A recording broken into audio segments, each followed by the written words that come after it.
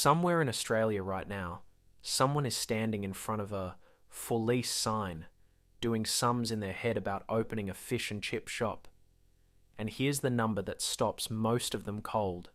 The fit out alone, before a single piece of flake hits the fryer, can run anywhere from $30,000 to $300,000. But here's the twist. That's not even the expense that kills most of these businesses, because the thing that actually sinks fish and chip shops isn't the one everyone worries about. Let's start with the number. Everyone Googles first. How much to open the doors? If you're buying an existing fitted out shop, fryers already installed, extraction already certified, brokers list them anywhere from $30,000 for a run-down suburban shop with old equipment up to $300,000, plus for a well-located, modern operation with a strong customer base already attached. One Melbourne Small Business Forum thread pegged a typical resale fit-out value at $30,000 to $80,000 just for the equipment component. Building completely from scratch is a different story. A proper commercial fit-out, walls, flooring, plumbing, electrical, and a compliant kitchen regularly pushes total investment past $150,000, and in a capital city with a premium lease, well beyond that. So where does the money actually go? Equipment is the biggest single line item. A commercial fryer setup, often 2 to 4 vats, plus a griller, bain-marie, walk-in or upright fridges, freezers, and prep benches can easily total $30,000 to $80,000 on its own. More if you're buying new rather than second-hand. But here's the cost that catches most first-time owners off guard: extraction. Council won't let you fry so much as a single potato cake without a compliant exhaust system, canopy, ductwork, exhaust fan, make-up air. In Sydney, quotes for a full commercial kitchen exhaust installation routinely start in the 5 figures, and stainless steel ducting, legally required for grease-laden air under the building code, can add 30 to 50% on top of the base quote. It's not glamorous. Nobody puts extraction system on their opening day Instagram post, but skip corners here and council will shut you down before you sell a single chip. Then there's the smaller stuff that adds up: initial stock, fish, potatoes, oil, batter mix, packaging, signage, POS system, and a shop fitter's margin.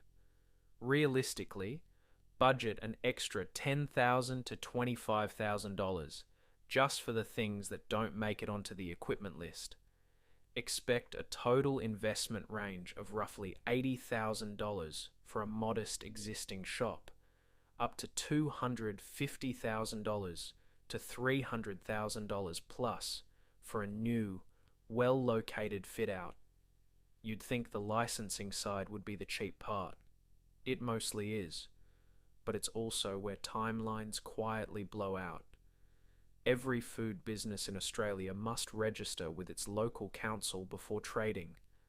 Fees vary enormously by council and risk classification. Expect somewhere in the $100 to $500 range for a standard suburban registration, though some councils charge more for higher risk food handling. Miss this step and the penalties are brutal. NSW law allows fines of up to $55,000 for individuals and $275,000 for corporations for trading unregistered. You'll also need a food safety supervisor, a legal requirement in most states for any business handling high-risk food, and fish and chips absolutely counts. The good news: this course is genuinely cheap, around $95 to $190 depending on the state and provider, done in a single day, valid for 5 years. In NSW specifically, you'll also pay a $30 certificate fee to the Food Authority. Council approval timelines are where people get caught out. Between submitting your food business application, getting your kitchen plan approved, and passing final inspection, allow 2 to 6 weeks, sometimes longer, if your council requires a separate development approval or planning permit for a change of use, which many fish and chip shop conversions do. You'd also think seafood is the biggest regulatory headache. It's not. Once you're registered and your food safety supervisor is certified, ongoing compliance is mostly routine. Annual registration renewal, periodic inspections, and, depending on your state, a performance rating that gets displayed in your window. One more line item people forget: trade waste approval for your grease trap discharge, which most water authorities require separately from your food license. Here's where the real story of a fish and chip shop gets told, because the daily grind of costs is what actually determines whether you survive year 2. Start with rent. Australian Tax Office benchmark data puts rent at 10 to 17% of turnover for smaller takeaway operators, dropping to 7 to 12% for larger, higher turnover shops. In dollar terms, that's shops paying anywhere from $500 a week for a low-rent regional lease up to $5,000 plus a week for prime coastal or shopping strip real estate. And yes, those two shops exist side by side in the same industry. Wages are the next big bucket, and this is where a lot of owners underestimate.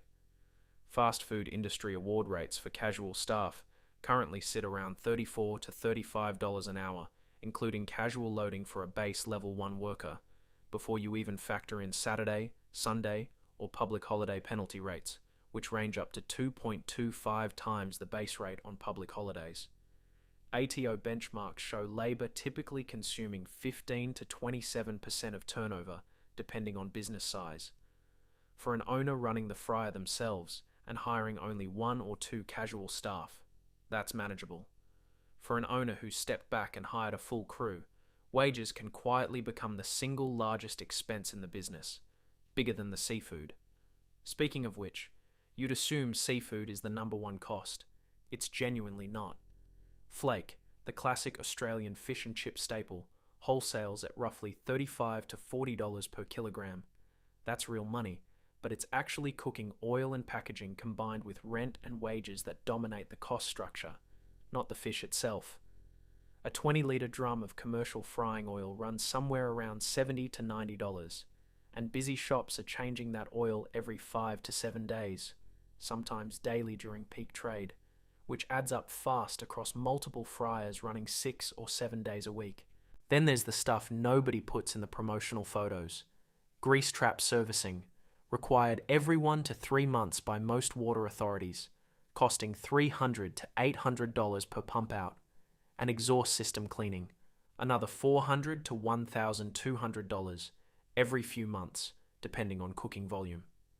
Add insurance. Public liability alone for a takeaway food business typically runs $500 to $2,000 plus a year, and that's before property and product liability cover, which most brokers bundle in for a total closer to $1,500 to $3,500 annually for a small operator. Put it all together, and the ATO's own small business benchmark data shows total expenses eating 69% to 93% of turnover, depending on the size of the business.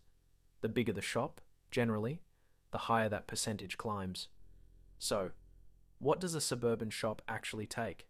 Real listings for shops currently on the market in Australia show weekly takings scattered across a wide range, some modest suburban operators sitting at $5,000 to $8,000 a week, solid performers around $10,000 to $14,000 a week, and standout, well-located shops claiming $18,000 to $35,000 a week in gross takings.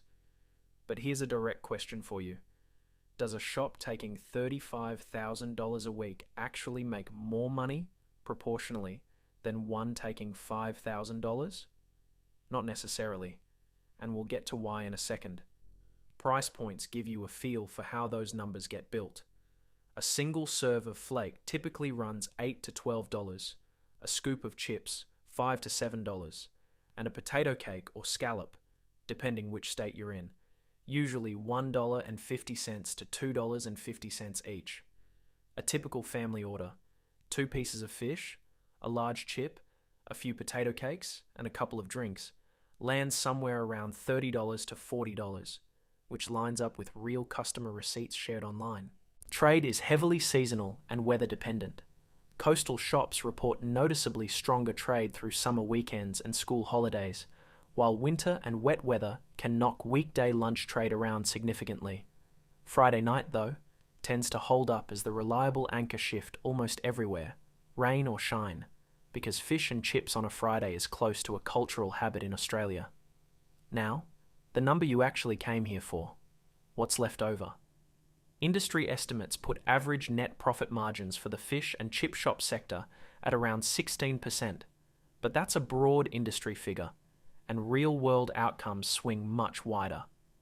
Broader Australian hospitality benchmarking puts typical restaurant and takeaway net margins at 4 to 10%, with quick service operators, which is essentially what a fish and chip shop is, able to push toward 10 to 15% if labour is tightly controlled, often because the owner is working the fryer themselves rather than paying full award wages for every shift.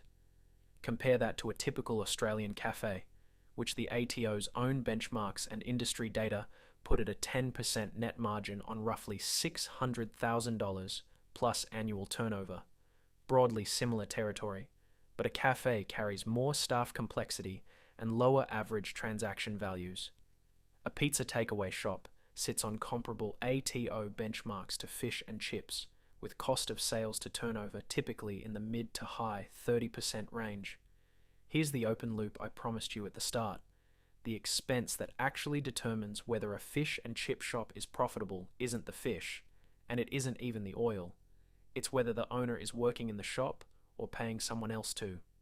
Forum accounts from actual owners describe wages for even a small husband and wife team eating up close to half of weekly turnover once you account for penalty rates on weekends, the exact shifts that generate the most trade. A few honest headwinds before we wrap up. Cooking oil and seafood prices move with global commodity markets and are largely outside your control. A bad fishing season or a spike in vegetable oil prices hits your cost of sales overnight, and menu price rises always lag behind. Staffing is a persistent pressure point in fast food generally. The Fair Work Ombudsman has run repeated compliance campaigns specifically because underpayment is so common in this sector, which means doing it properly, on the books, at full award rates, costs more than a lot of competitors are actually paying.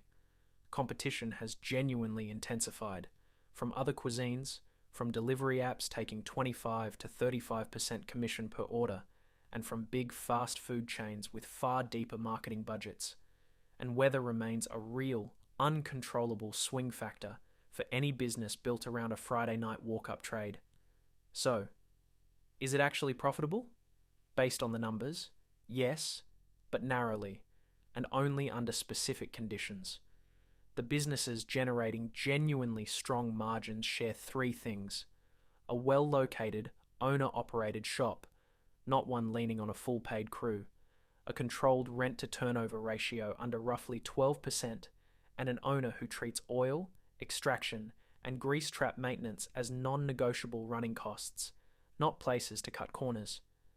Buying an established shop with real trading history is generally the lower risk path over building from scratch, and there's no dominant franchise model in this category in Australia, the way there is for burgers or pizza, so almost every fish and chip shop here is genuinely independent. It's not a path to getting rich quick, but run tightly, in the right location, by an owner willing to work the fryer themselves. It's one of the more resilient small business models Australia has.